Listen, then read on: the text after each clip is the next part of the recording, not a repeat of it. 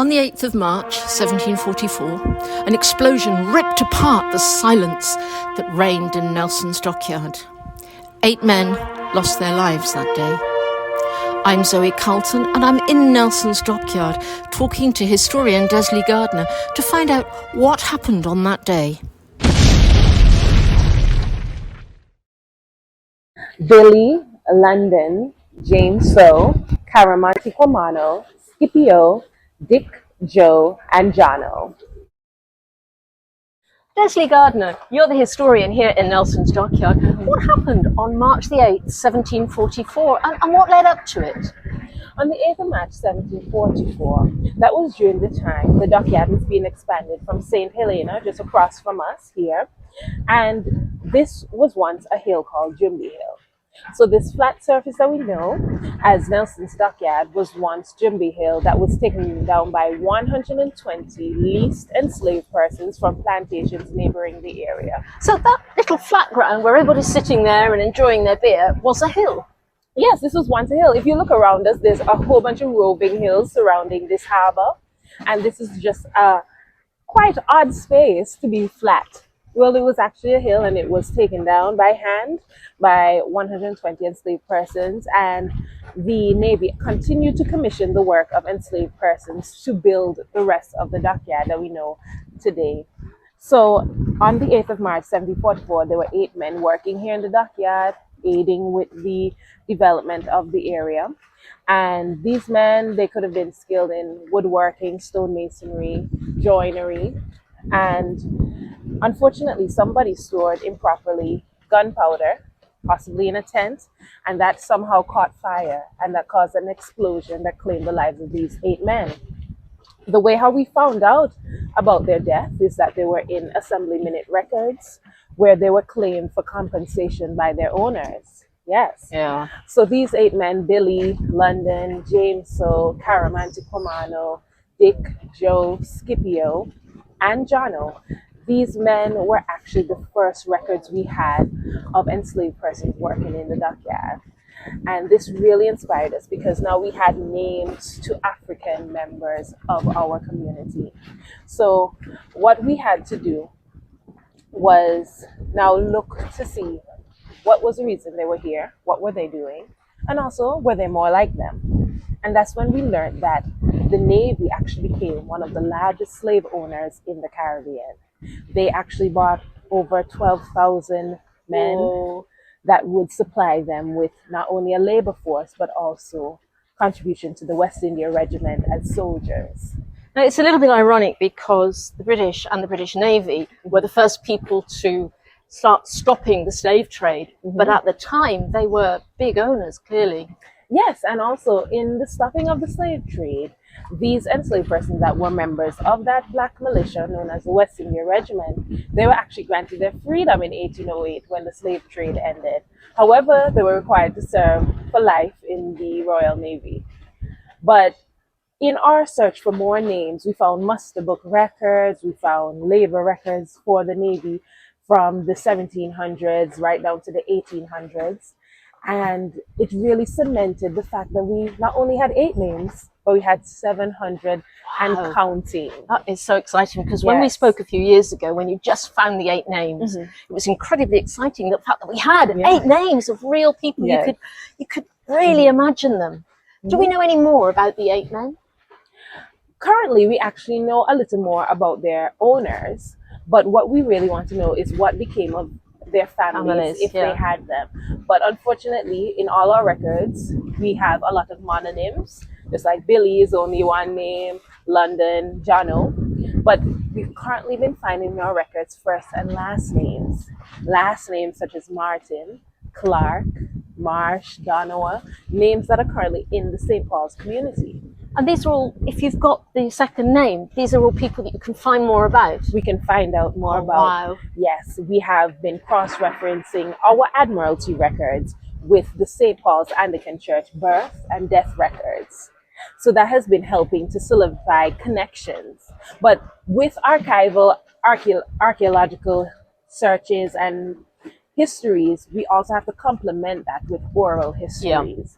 And that is why we're reaching out to the community this year using the 8th of March project as the arm that we're stretching to the community, saying, we need your help to tell these stories. We want to share your legacy so you can tell the stories of our lives and our histories from your perspective, from your family perspective. Because a lot of these men, as you say, they did have families, they had lives. Mm-hmm. We don't know much about their lives, but that would be so great to learn. They weren't just enslaved men. No, in our search, we found out that Middle Ground was not only the space for the barracks for the West India Regiment, but it was also a home for the laborers. So there were different huts and homes that were built in the valleys of Middle Ground that established a somewhat free community, because these men were listed as being enslaved, leased, borrowed from plantations, owned by the Navy as king Negroes, but also they hired free men.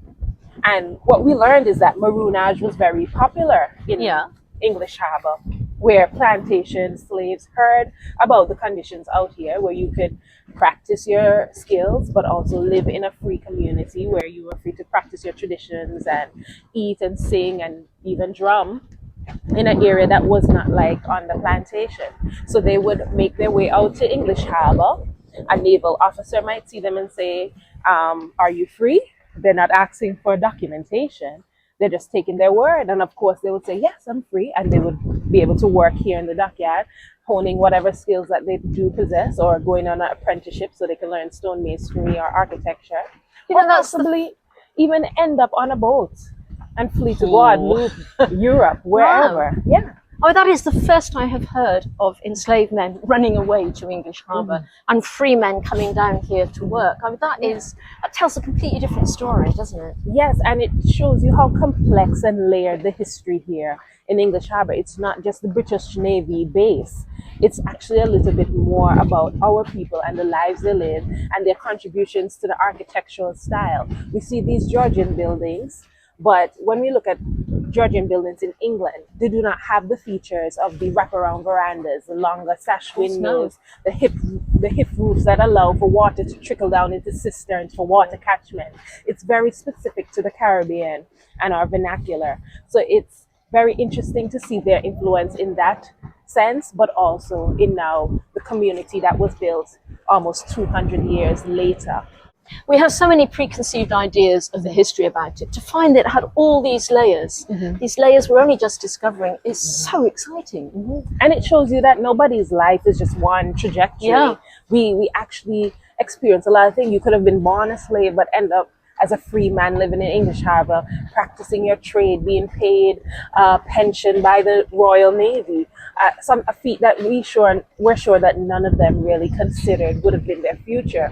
So seeing that, and now seeing that this maritime legacy has continued into English Harbor, where we do have sailmakers and riggers who are descendants of these African laborers, is quite fantastic to see how this has turned into a thriving yachting industry. I mean, we enjoy sailing, we enjoy the races, we enjoy every aspect of English Harbor and Falmouth, and we've been just in awe of the amount of information we've been finding and how we've been making these connections, because for a long time we didn't know who these people were and we didn't have a name. So we have been almost humanizing these enslaved persons by attaching a name, whether it was given by a plantation owner or not. They were named something, they were called something, and that's something that we didn't have for a long, long time. Oh, this has been fascinating to me from when you first found the names, watching the way this has grown and the work that you have done, Desley, on the 8th of March project. So tell us a little bit more about the 8th of March project. This is year 3? Year 3. Yeah. So, and you've got some new ideas. You were saying you're going to get more of the history. So how are you going to go about that this year? So this year, well, in our first year, we launched the commemoration, the memorialization of these people through an exhibit.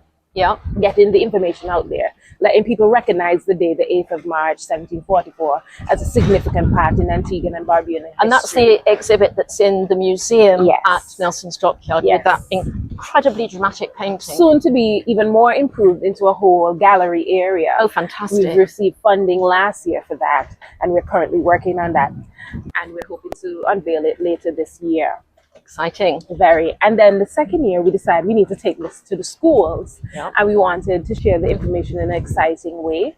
And we shared it with the Antigua State College art students, and they produced 12 pieces, 4 of which have been sold, and the rest are being displayed up at Dow's Hill Interpretation Center.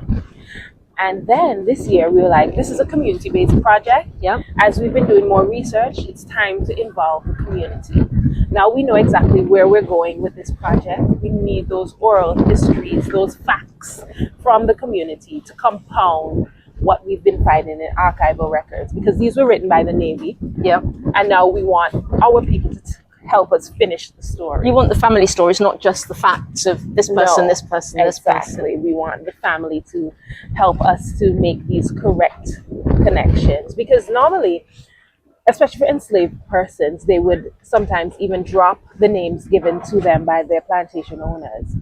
Knowing what they changed their names to, we are relying on the families who would have shared these stories years on years, generations to generations. So we cannot only rely on what the Navy has written down, but also what people lived through. Wow. And how are you going to go about that?